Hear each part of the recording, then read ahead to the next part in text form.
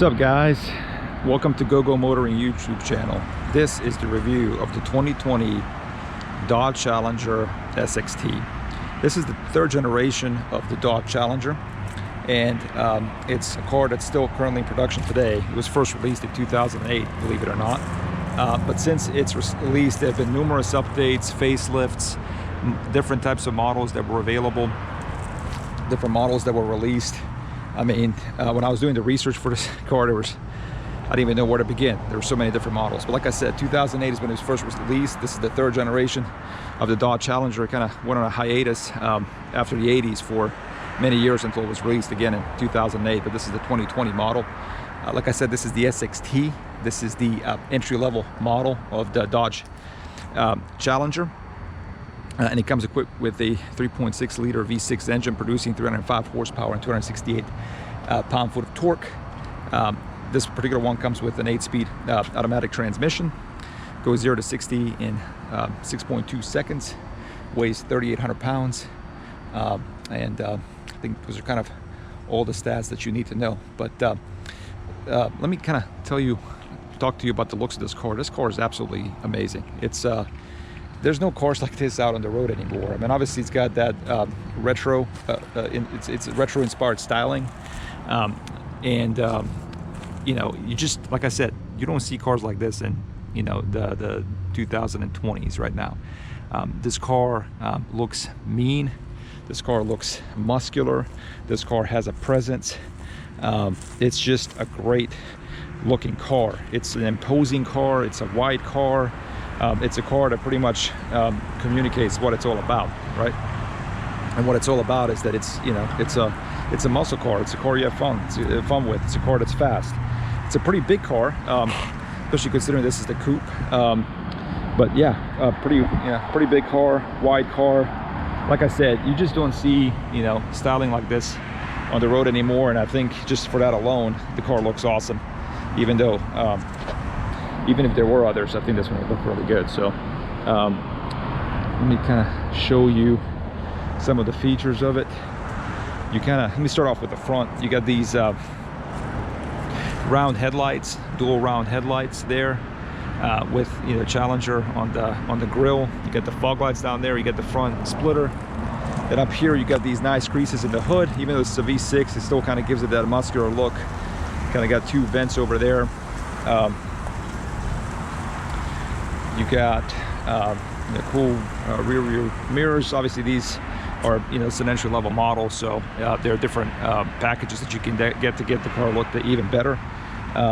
These are 18-inch rims. Got this fuel gauge, which I think is pretty nice. It's on the driver's side here, but kind of, you know, stands out and looks pretty nice. But yeah, no, all in all, it's a great car. Like I said, it's got plenty of room. Let me show you the trunk. It's got a big trunk. Big trunk space.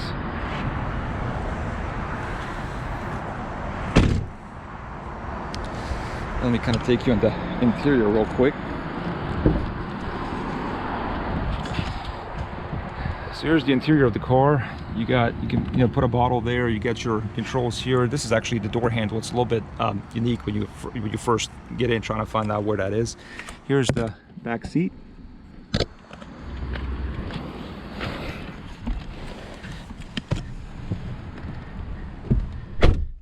Here we are in the interior of the 2020 Dodge Challenger SXT, and the interior is pretty nice. It looks very unique. I mean, you know, it's always a positive when you get inside a car and it kind of looks different than a lot of the other cars that you've been at.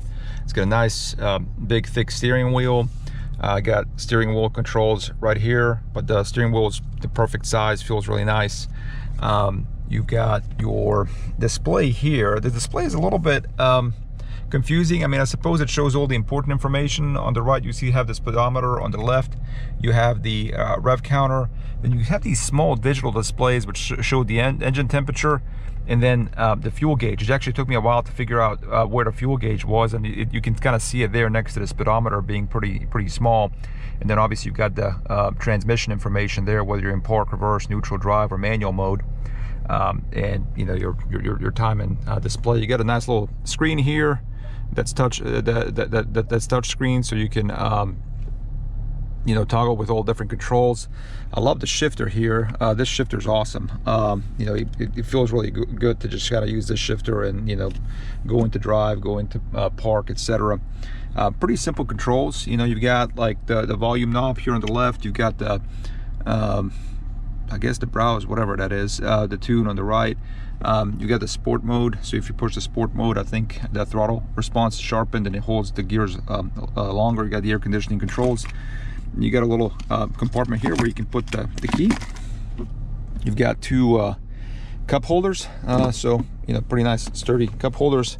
And then you've got auxiliary and USB ports, you know, in there as well. So nice looking interior. I think these seats aren't leather. I mean, it's sort of a basic package, so cloth seats, but they're pretty wide. I don't think they're like sports seats. They're not going to hold you in, you know, like if you're doing hard cornering, but they're comfortable to be in day in and day out. What I love about this dashboard is how it kind of tilts towards you. So I'm a huge fan of that. It kind of reminds me of the BMW E36 3 Series. I love sort of that driver-centric cockpit. So kind of the whole sort of dash around here feels like it's, you know, kind of wrapping you in. You get this sort of this part's raised to kind of further sort of communicate that driver-centric focused on the interior. But yeah, all in all, it's a great car. I mean, you know, really good. Feels pretty nice in here. I really have no complaints about the car. You got the back seats here. The one thing that's kind of bad in this car is the blind spots are terrible. I mean, you can't, like if you're checking your blind spot, you know, between the seat and the small window, you can, it's very hard to see, you know, so the blind spots are not good. The back window is pretty small too. I think you got some decent legroom and also headroom in the back, so I think the adults could fit in comfortably there for four. In the middle, you kind of got this raised transmission tunnel, so I don't think it's comfortable in the middle seat, but certainly plenty of room for two people in the back. But that's it. That's sort of the interior of this car, and let's go take this car on the road, and I can give you my impressions of its driving characteristics. Thanks, guys.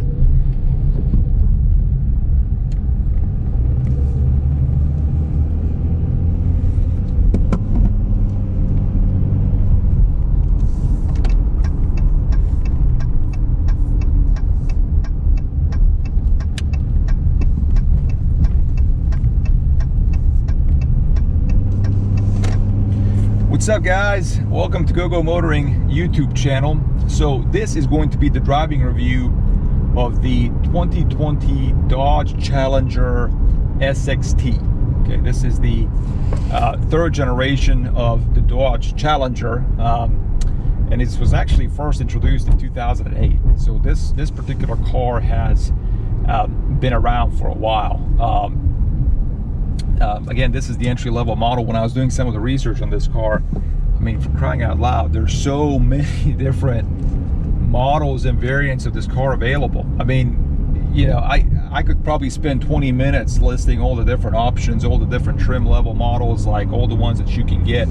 But, you know, for the sake of efficiency, I'm not going to go into those types of details during the driving review. But again, like I said, this is the SXT. This is the entry-level version. Okay, so this car comes equipped with a 3.6 liter V6 engine that produces 305 horsepower and 268 pound-foot of torque. The car comes equipped with an 8-speed automatic transmission, and it does 0 to 60 in about 6.2 seconds. 6.2 seconds, which is not bad. The curb weight of this car is 3,800 pounds. I think some of the variants of this Dodge Challenger that come equipped with the V8 weigh a little bit more, like 4,300 pounds. But this one, being the entry-level version with the V6, only weighs 3,800 pounds. So let me kind of give you my impressions of this car's driving characteristics. You know, it's interesting. So I'm on another business trip, so this is my rental car, you know, while I'm here on this business trip. As you all may recall, I did a review of the 2020 Ford Mustang EcoBoost when I was on my last business trip. So this is the Dodge Challenger SXT, and effectively a competitor to the Ford Mustang. And it's interesting, like when you're you go to a car rental place and you're telling them what kind of car you want, this particular car gets grouped into the sports car category, right? And I get that. I mean, it probably is. It is a sports car in comparison to like a Toyota Camry or, an SUV or something along those lines. I mean, it's a 2-door coupe. It has a sporty feel to it, but make no mistake about it. I mean, this car very much has a GT feel to it. It's if I compare this car to like my 2003 BMW Z4 3.0i, I mean that's a sports car in my opinion. I mean that's a 2-seater roadster, rear-wheel drive. Very sharp, very stiff suspension. You're not very isolated from the driving experience. So that is an example, in my opinion, of a car that's a sports car. This particular car, this Challenger, is really much more of a Grand Tour, in my opinion. That's not taking anything away from the car. I mean, it's a great car, but at least this variant that I have, right, like this entry-level one, very much feels like a comfortable cruiser. That can go pretty fast, even when it's equipped with this V6 engine. So the car's pretty nice. It's big, spacious on the inside. It's comfortable. The suspension is comfortable. The car's responsive. Don't get me wrong. I mean, it'll respond to your inputs, just not as much as a pure sports car. And the suspension that this car has, does a pretty nice job of like buffering out potholes and imperfections in the roads and things like that. So very comfortable car. Kind of even though it's a coupe, it really kind of has the feel of a sedan in here. Like I said, pretty spacious, very wide. I've got plenty of room. I'm 6'3", plenty of room in this car, plenty of shoulder room. And I think the adults in the back would you can put 2 adults in the back as well. It's got plenty of headroom, especially in the back. So nice, comfortable car.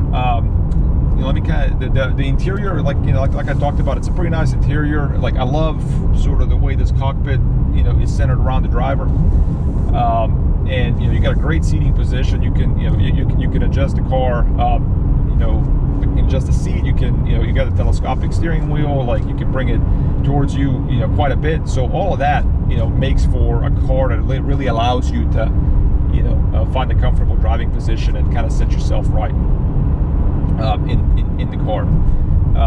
As far as like the the steering feel goes, like the car actually has pretty good steering feel. I'm surprised. In this day and age, a lot of these cars come equipped with hydraulically assisted steering racks, and as a result of that, you can't really tell what the front wheels of the car are doing. But in this particular case, it does a pretty good job. It's pretty communicative. It's pretty direct, and I'm pretty pleased with the steering feel of this in this particular car. Like I said, the steering wheel is good too, and I think that has a lot to do with it as well. But you got kind of nice thick steering wheel, especially with these bigger 10 o'clock and 2 o'clock notches. It's also a good size steering wheel, so kind of perfectly suits the size of the car and the character of this car. In terms of the performance of this engine, I mean, for everyday driving, I think it's great. I mean, this particular engine, like I said, produces 305 horsepower, 268 pound-foot of torque. It's got plenty of pickup for everyday driving. And it's interesting, you look at the performance numbers of this car, and it's pretty similar to my BMW 328i in terms of 0 to 60. Even though it's got a lot more horsepower, but it also weighs more. But when you're like not in sport mode, when you're just cruising on the highway, I mean, you can be going like 70, 80 miles an hour, like, and the gear you're in like shows like RPMs of like 1200 to 1500 RPM, right? So when I drive my 328i, like if I'm going like 80 miles an hour in 6th gear, it like the rev counter is like pretty close to like 2700 RPM, 3000 RPM. Whereas with this one, when I'm going the same speed, like it's 1100, 1200 RPM. So you can really, like if you're on a highway and you're just cruising, you can really probably go at a really high rate of speed without even feeling like you are, because the engine is just like the rev counters in the engine are so low. I think if you put it in sport mode, you know, obviously it holds the gears longer. So like if you're, you know, cruising on the highway or in sport mode, you're, you know, the rev counter is going to be probably around 2,000 RPM or more. But if you're just in regular, you know, comfort mode, quote unquote, it's you know, you can 1,100 RPM, 70, 80 miles an hour. You know, car just cruises and goes really fast in a straight line. So I'm pretty pleased with the performance of this engine. I mean, unless you're, you know, trying to buy a muscle car that's going to be the fastest thing, you know, 0 to 60 on the road, that's going to, you know, burn everybody off the starting line. You know, if that's what you're looking for, then obviously none of this car is going to be fast enough for you. Like I said, 0 to 60 takes about 6.2 seconds. But if you're just looking for like a car to drive around, to be your daily driver, etc., I mean, you can't go wrong with this engine. Like I said, plenty of pickup, and I think it's also more fuel efficient. And the car's pretty, you know, pretty well balanced. As a result of that, you don't have like a big heavy engine, you know, over the front wheels or on the front wheels. That's, you know, kind of making it difficult for you to, you know, handle the car in turns and things like that. So, like I said, rear-wheel drive setup on this car. And, you know, I'm just generally pleased. When I was doing some research, you know, before I made this video, I went on the website to spec this car out, and I was absolutely shocked at the price of this car. The price for this car, brand new, is $28,000. $28,000. That's crazy, you know. You know, for $28,000 to get a car that looks this good. Okay, I mean, this is like one of the best looking cars on the road. It's one of the most unique looking cars on the road. But for $28,000 to get a car that looks this good, that has this much presence, that's rear-wheel drive, that comes equipped with, you know, a V6 engine producing 305 horsepower, 268 pound-foot of torque, that gets you 0 to 60 in 6 seconds, that handles really well, that's comfortable. I mean, for crying out loud, like, you know, they're almost like giving this car away. You know, I mean, I feel like the only reason people want to buy this is because it is a V6. And, you know, typically when you buy a muscle car, it has to have a V8. That's kind of like one of the requisite elements of a muscle car. But honestly, like, you know, I don't think you can go wrong with this car. You know, if I were to kind of compare this car to the 2020 Ford Mustang GT, for example, here's what I would say. This car feels a little bit more like a GT in comparison to that Ford Mustang EcoBoost. I will say that the combination of the naturally aspirated V6 engine and this 8-speed automatic transmission works a lot better than the Turbo 4 that's in the Ford Mustang EcoBoost and the automatic transmission that comes there. You know, like I talked about in my Ford Mustang review, you know, you know, when that 4-cylinder comes equipped with an automatic transmission, it just takes a while. Like if you hit the gas, it just takes a while for the car and for the engine and transmission to sort themselves out before, you know, the car starts, you know, responding as you want it to. If you put it in sport mode, it's a little bit better, but still, like there is a delay. There's a delay between the turbo lag and the response to the transmission. In comparison to the Ford Mustang EcoBoost, this particular, you know, engine transmission combo works a lot better. The V6 is much more responsive, and you know, this 8-speed automatic transmission works really well with it. So I am, you know, I think in that regard, the engine transmission combo is better in this car than it is in the EcoBoost Mustang. I do think the EcoBoost Mustang feels a little bit sharper, like in terms of handling. It feels, I think it weighs less, it's about 3,500 pounds. This was 3,800 pounds. So the Ford Mustang EcoBoost does weigh less. And like I said, it just, you know, the handling and the responsiveness feels a little bit crisper than what I've been able to feel, you know, driving this car. So, you know, again, the Ford Mustang's a little bit more of a sports car. This one's a little bit more of a comfortable GT cruiser. So I don't think you can go wrong with either one of those cars, especially given the price point. You know, especially in 2022 when you see, you know, how expensive cars are. But you know, both of those cars are a steal at, you know, 30,000 bucks brand new. So that's kind of what it feels like. If I were to compare the driving experience of this car to like my BMW 328i, there's a pretty big difference between them. I mean, they just have a completely different feel. I think that this car is kind of feels softer and bigger and larger than my 2007 BMW 328i. Obviously, the 328i's got better steering feel. You know, it's got sort of a more engaging engine, especially because mine comes equipped with a 6-speed manual transmission. But I mean, the N52 I think is just a lot more engaging.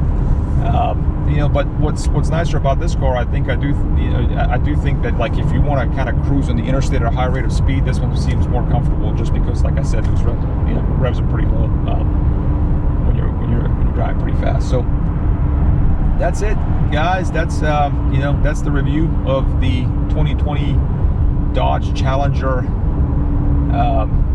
SXT. I would definitely recommend this car, especially if you're on a budget. I don't know what else you could buy that would be better than this. You know, unless it's maybe another one of those entry-level American muscle cars. All right, appreciate you watching. If you like this video, give it a thumbs up, subscribe to my channel, and stay tuned for more videos. Thanks, guys.